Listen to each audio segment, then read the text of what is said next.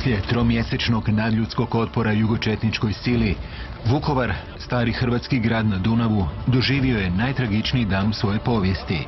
18. studenoga 1991. pomahnitali ga je neprijatelj zaposjeo i počinio teške zločine neviđene još od II. Svjetskog rata.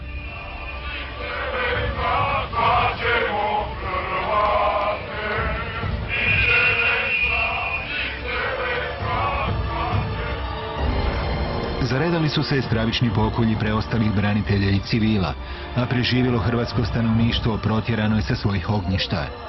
Pred očima međunarodnih promatrača Jugovojska je pokazala svoje zločinačko lice. Vi mene ističete probleme. Ako vam se ne sviđa, izvolite, vratite se, idite tamo gdje vam se sviđa.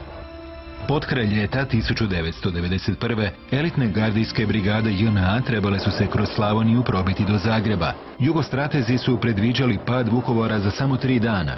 No malobrojni su hrvatski branitelji zaustavili neprijateljski prodor i oko opkoljenog grada vezali oko 50.000 pješaka. Poslije početnih neuspjeha, agresor je primijenio taktiku danonoćnog bombardiranja grada, što je izazvalo goleme civilne žrtve.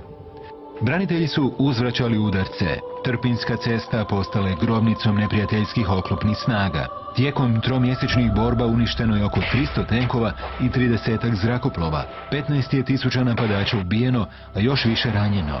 Iako je napokon zauzela Vukovar, Jugovojska je toliko psihološki i materijalno oslabjela da više nije mogla napredovati. Otpor Vukovara Hrvatskoj je donio vrijeme za jačanje vlastite vojske koja se sada mogla ne samo braniti, nego i poduzimati ofenzivne operacije.